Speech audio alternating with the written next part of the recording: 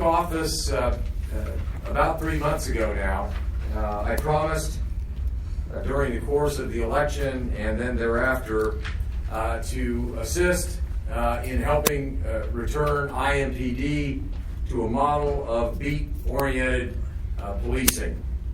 And today, now 83 days into the job as mayor, Chief Riggs and I are proud to announce the first IMPD officers who will begin walking beats in our neighborhoods of this great city next month. This plan, which will roll out not only in the coming days and weeks, but over the next several months, I believe will profoundly increase the trust between the residents of our great city and their police officers. When the men and women of IMPD are able to once again walk the streets of their neighborhoods and to walk their beats, they will inevitably get to better know the neighborhoods that they protect and that they serve. They will have the opportunity to learn firsthand about the neighborhood challenges and opportunities. They will be given a greater opportunity, even beyond what they now enjoy, to establish relationships that will lead, in my estimation, and in that of the chief, to greater communication between our great police department and the residents of this city.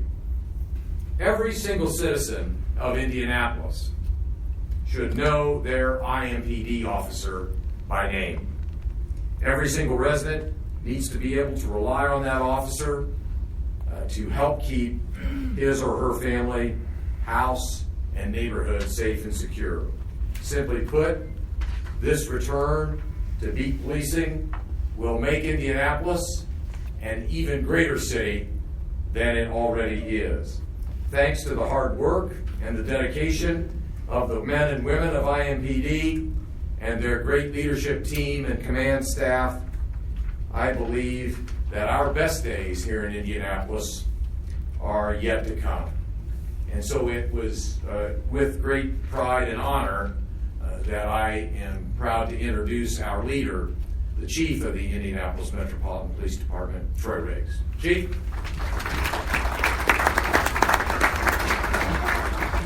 Well, good afternoon. It is so good to see so many people here worried about the safety of the city of Indianapolis. Let me just echo some of the things that Mayor Hogsett has been talking about while he was campaigning, and now as he's the mayor of our great city. One of the things that we talked about even back in December of last year is how do we get our department in a place that it can engage the community. We continue to hear from residents and from our officers that we need to do more in engaging the community. We hear a lot about community policing.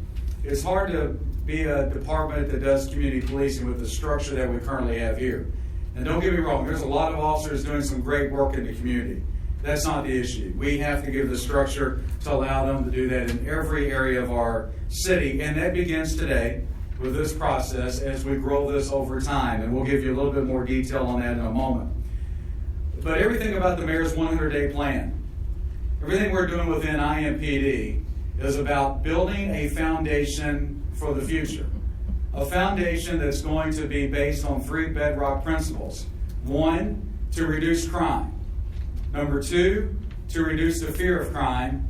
And number 3, to enhance public safety for all of our residents within Indianapolis. We're in this for the long term.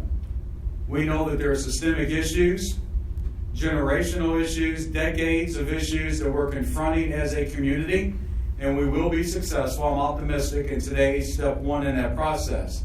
But let me be clear, while we think we'll have some initial success, we have to be focused as a community long term to deal with some of the troubling issues that we've talked about in this very room and that we'll talk about in the future. But as we begin, let me start with giving you just a general overview of our great police department.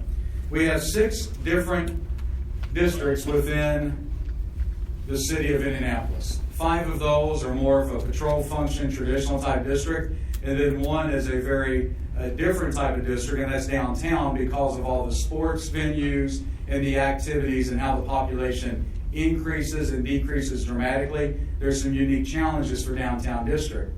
But if you took those top five districts that you see here, you made them cities in Indiana, they would rank in the current configuration 3rd through 7th in the largest cities in Indiana.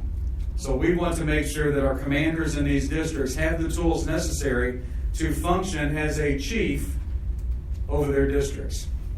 They have a lot of responsibilities to the men and women, and more so to the hundreds of thousands of people that have entrusted them with their care. This is the current zone configuration of IMPD. I want you to look at the zone configuration and understand that in these areas of responsibility for officers. If we're going to be serious about community policing, we have to do something about how large some of these zones are. I'll give you, for instance, Southeast 40.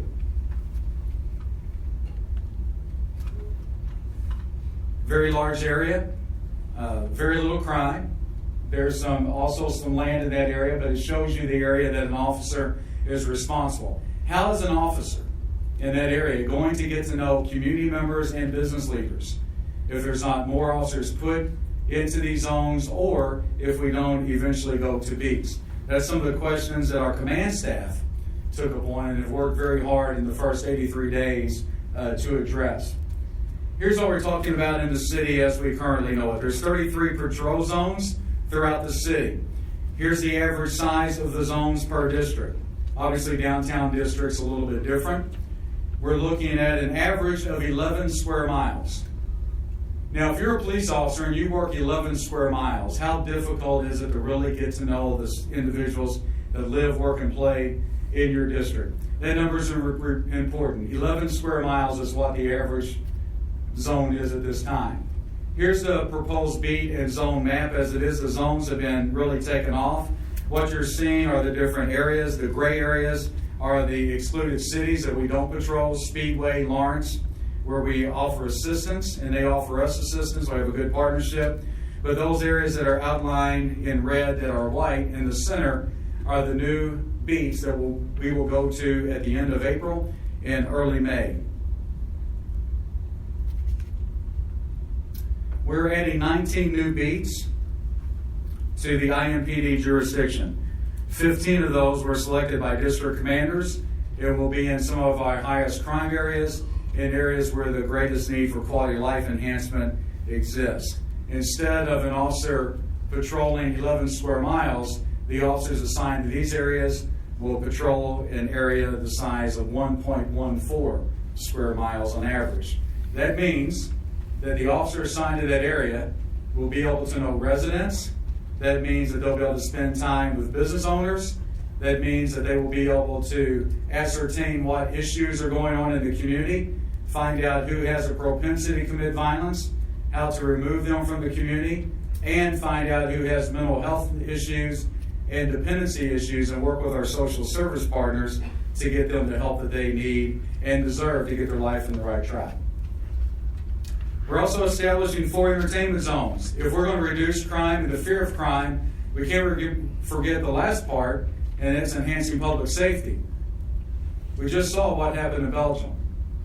In Brussels, our thoughts and prayers go with the residents there and those that were traveling and were caught up in that terrorist attack and the ongoing threat that exists.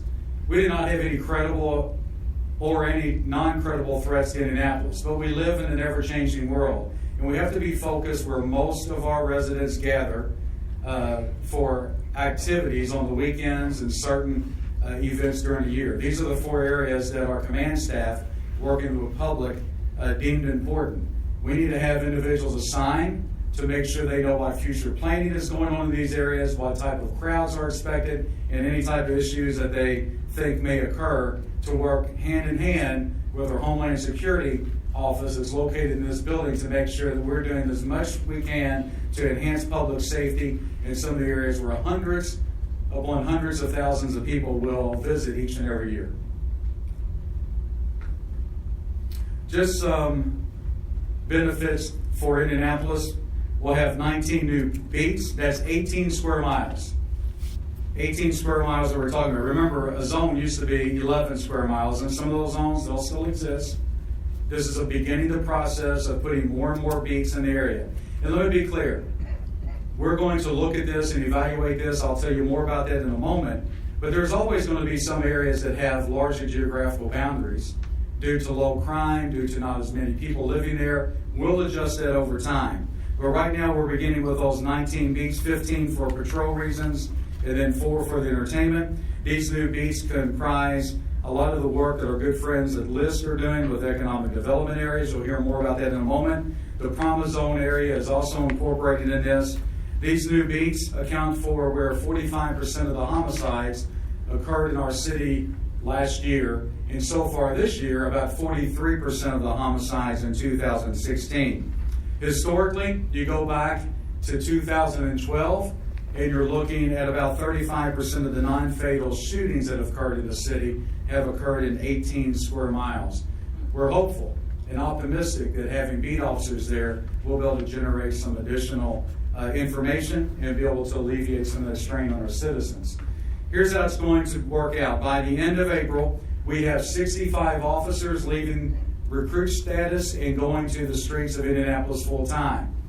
That's 65 positions that we are able to work with. We are taking out of those 65, 61 officers and assigning them straight to the patrol division. So 61 of the 65 available positions will go to patrol.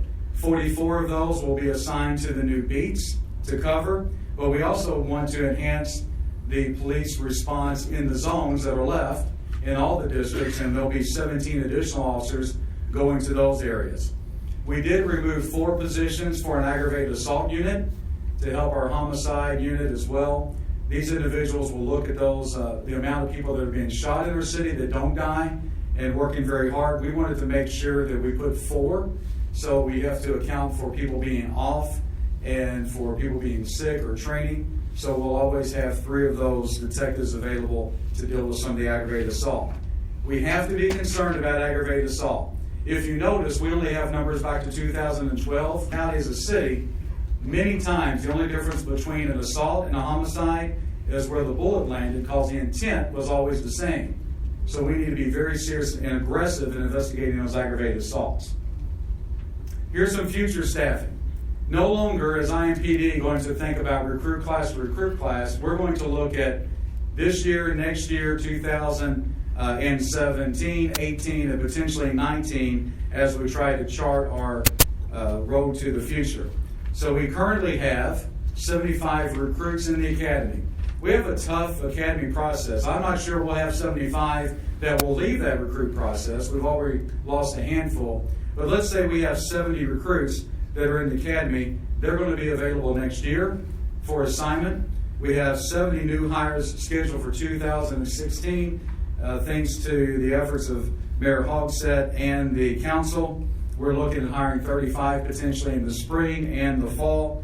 A majority of the new hires those positions will be allotted to the patrol function, but due to retirements, we will have to take some of those individuals and put them in investigations. This is just an overview of our future plans. The end of 2016, we will conduct a thorough review of our personnel and these assignments we're announcing today that go into place the end of April and early May, and we will add those additional 70 officers sometime in November, and we will look at that point to see where we are with retirements. Do we need to use those new positions to backfill, and anybody left over, can we expand the beats to different areas at that time? We'll have that conversation. 2017, we'll make changes as a result of those reviews. We'll monitor that potential expand the beat concept, and we'll start the process of making long-range staffing plans based on anticipated hires. Where we want to go is have a mandatory minimum number of officers that we assign to the patrol division. If we're going to use those 3 basic tenets of reducing crime, the fear of crime, and enhancing public safety, the best place we can put officers when using that as our decision making are on the streets of Indianapolis. And that's where they're going to go in the future, and that's going to take priority.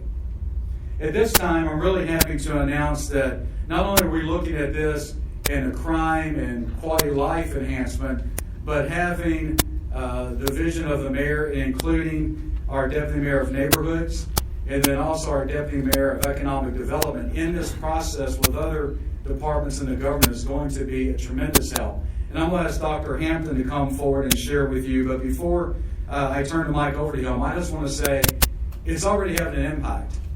We recently had a group of young people that caused some issues at a local roller rink when there was a party with too many kids that were there. Our officers showed great discretion. They showed up. There was some unrest occurring. One of our police vehicles was damaged. Our officers did not arrest anyone that night. They just simply dispersed the crowd. They showed great discretion that night. We got word that a few troublemakers in that crowd were talking about mobilizing the next weekend and doing some things in our city at different places, and we called upon Dr. Hampton, and he called upon many of the clergy and leadership in this community, and they went out that weekend and met with young people, talked to young people, and averted us having any issues before the police had to be involved. That's working with the community. That's community policing. Some of the best work we'll do from this point on as IMPD, you may not hear about. And it's work like that, and that could not have occurred without the help of Dr. Hampton, those men and women who showed up that night. So at that time, I'd like to ask Dr. Hampton to come forward for a few remarks. Thank you, Dr. Hampton.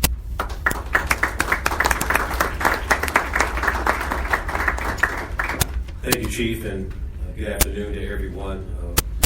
Very excited to announce the Mayor's vision and the Chief's implementation of the beat policing concept, which we hope is a proactive problem-solving strategy versus a more reactive response to an incident.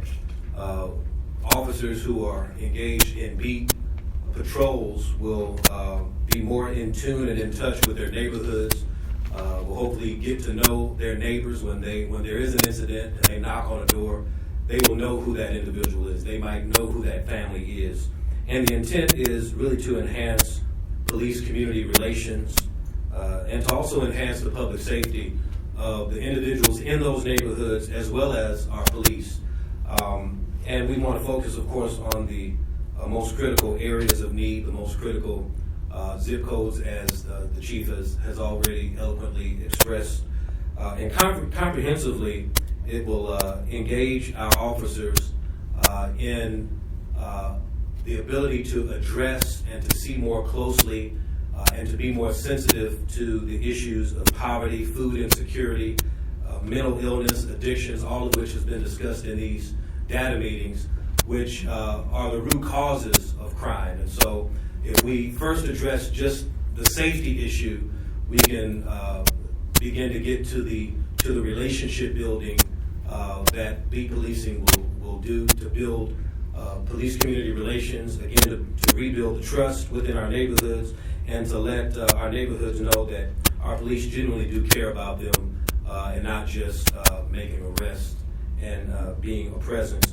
I had the opportunity to go on a ride-along about a week or so ago with Deputy Chief Valerie Cunningham, who was here. And I just have to say, and let me be the first to say, I've been on both sides in my capacity as a community leader to both advocate for and advocate sometimes during problems and issues. But I can say that our IMPD officers are some of the most dedicated, caring, and conscientious individuals that I've seen. And we're doing some things that are really becoming a prototype in the country with our policing. And so I'm hoping that we will begin to see some immediate results the moment that our police touch down into the neighborhoods. And also another component that we are hopeful that will come from the beat policing is just building community partnerships. And my colleague, Deputy Mayor Jeff Bennett, will speak more to those community partnerships. But we are touching areas that are critical within the promise zones, within the LISC areas. And so we also see opportunities moving forward that we're very optimistic about. So thank you very much.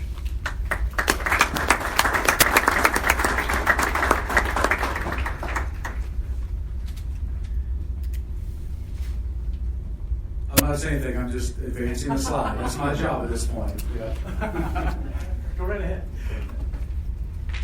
Good afternoon. I've been in and around Indianapolis my whole life, and I started working in community development in 1997, and I was working on real estate programs to revitalize downtown neighborhoods that at that time were struggling. And when the chief showed the slide of the entertainment zones, and to see Mass Ave and Fountain Square on there as areas that we seek to protect visitors who are recreating in those neighborhoods. In 1997, those were entertainment zones, but those are not the type of entertainment that we would promote today. So we've come a long way, and we think about why those places are healthy. What do they have that other neighborhoods seek? And they have a quality of life that is something that we strive for. Now, they have housing that is in good shape and affordable for homeowners and for rehabbers. They have good infrastructure. They have nonprofit community development corporations that are working to revitalize the economic areas of those neighborhoods, and people feel safe going there at a very base level. Both the mayor and Chief Riggs said that we need to do more. And we need to do more in those areas where we are converting zones to beats today. I'm happy to say that there's a lot of work going on that the city can come in alongside, and that's what motivates me, what energizes me every day. That is identifying partners where the city doesn't have to go in and recreate the wheel and create a market where there is no market. There is activity going on in every single one of those beats that the chief showed. 3 of those areas overlap with LISC Great Places 2020 neighborhoods, and that's an effort that you'll hear a lot more about in the month of April. There is the Promise Zone on the Near East Side, which spans all the way from I-70 down to Twin Air. Takes up a great geographical area that we can coordinate efforts within. There's work going on at 38th and Post up to 42nd and Post at the Community Alliance of the Far East Side, and its partners, including the Glick Family Fund, are focusing their efforts and combining efforts together. There's work going on in the Meadows, led by the Community Development Corporation in that area, as well as Strategic Capital Partners, as well as the YMCA and Tinley Accelerated Schools, and some of the great partners up there. So there's work going on in each one of these places. Our job as the city is to sew it all together. So my job description, as it was portrayed to me in December, is to break down the silos within city government, to make sure that we're aligning our resources across departmental lines. So the Department of Metropolitan Development, the Department of Public Works, ND Parks, the Department of Code Enforcement. We are spending $1 billion a year through the city budget. We need to make sure we're spending it in a way that creates lasting transformative impact in our neighborhoods. Efforts like this, where we are focusing on very tight geographical areas, building off of existing community anchors, leveraging existing investment from our nonprofit partners, from our philanthropic partners, and from the for-profit community, gives us far more impact for city dollars spent.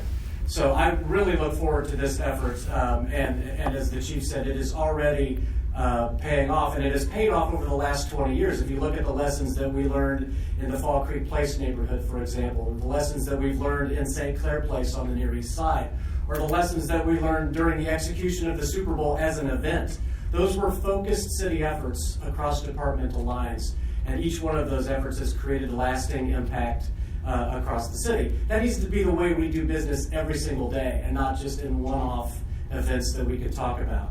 And that's my job. So I really look forward to working with the chief, working with you all to create that impact across neighborhoods in the whole city. So thank you again for being here today.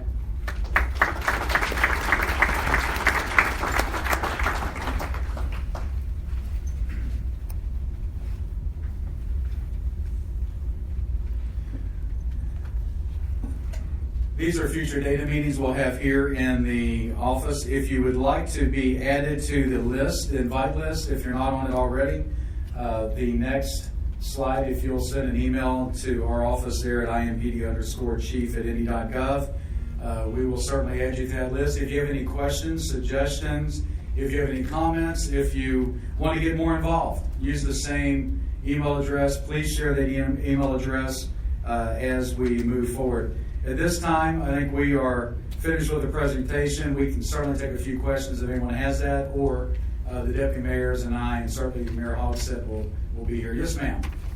Good morning. We appreciate the invite. And my concern is we're in the 46218 area code. and it's a food desert, food insecurity. And I liken it to that commercial about Snickers, you're not yourself when you're hungry. Right. Didn't realize that it would have such an impact, because I was just telling the lady next to me, I grew up in Hallville, we're like 20 generations of Hoosiers.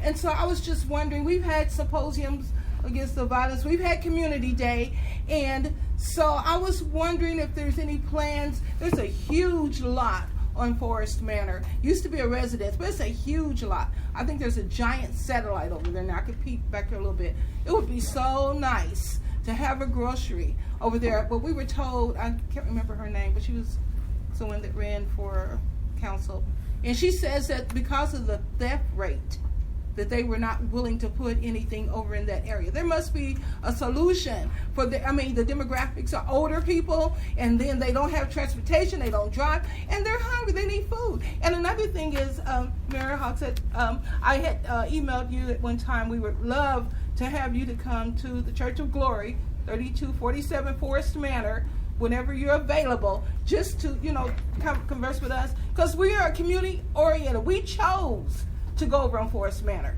and they just need food.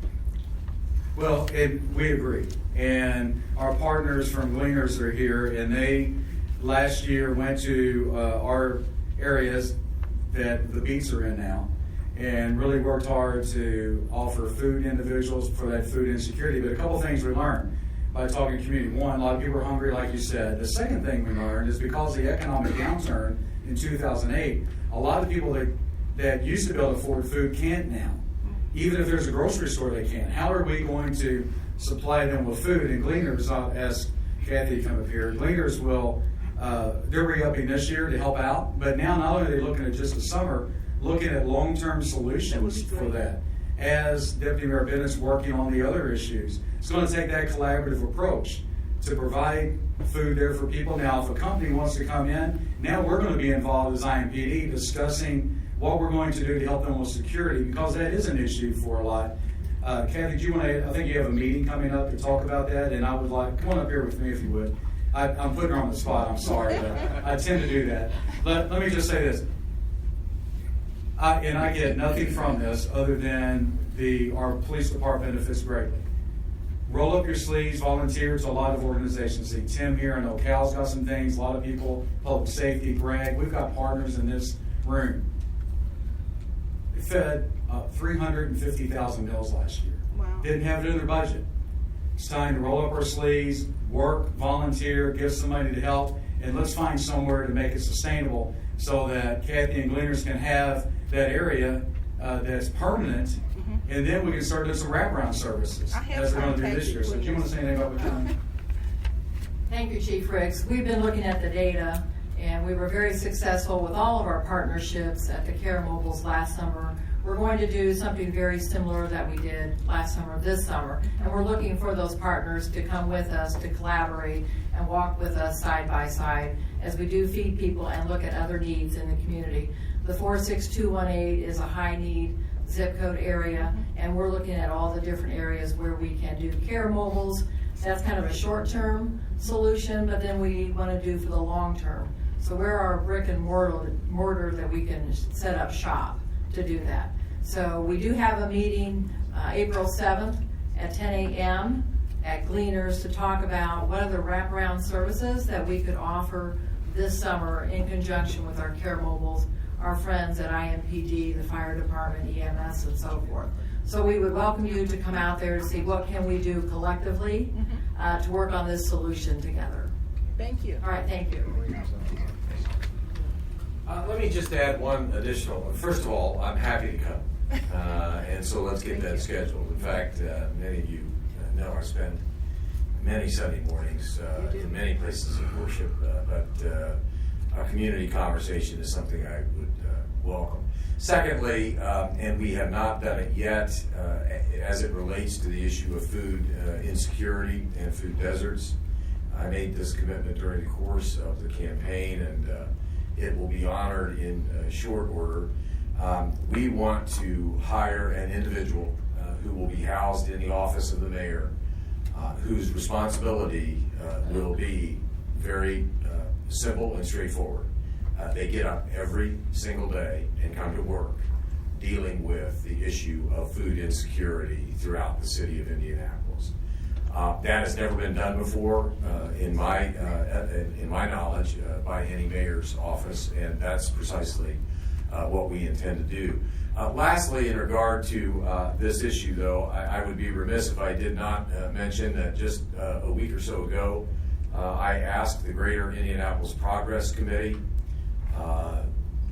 also known to many of you as GYPSY, to head up what I believe, again, is a comprehensive and innovative strategy to, in the summer of 2016, minimally employ 1,000 of our kids, ages 15 through 18, and give them the opportunity for meaningful summer employment. Now, I want to be clear, it's not make work. It is a way that our kids can not only learn some skills, put some money in their pocket, but also, frankly, it gets them occupied and off the streets.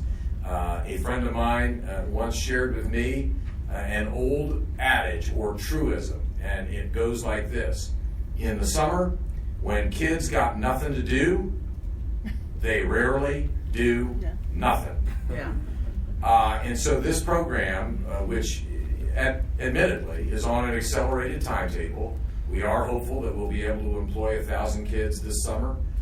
We hope that if that is successful, and then the private sector and the philanthropic and not-for-profit communities come together, then by the summer of 2017, maybe we can hire 2,000 kids. And maybe by 2018, we can hire 3,000 kids so that they can have meaningful summer employment, which I think will also help move the dial. So we are approaching this not only, as the chief has identified, from a law enforcement perspective, but also from the holistic perspective that he championed as the public safety director under Mayor Ballard, and which we're trying to implement in a greater way citywide today. Thank you. I've promised some of the media we take the last 15 minutes to do some individual interviews. So here's what I want to do is, if, like we said, if you have any questions, feel free to email us if you want to talk to someone today. I'm going to ask my Chief of Staff, Chris, could you come up for a second? This is my Chief of Staff, Chris Reeder. He'll be up here at the front. I want to ask some of the command staff, the chiefs and deputy chiefs, to come here too. So if you have any questions, want to share information, they'll be here. I'll be here. I cannot thank you enough for being here. This is a tremendous response to the need of community engagement by your police department. We're up to the task. We'll get going. But remember, it's going to take all of us working together. And one thing I've learned in my years of law enforcement is when the community and the police department works together, there's no criminal that can overcome that. So thank you for being here today. Appreciate it.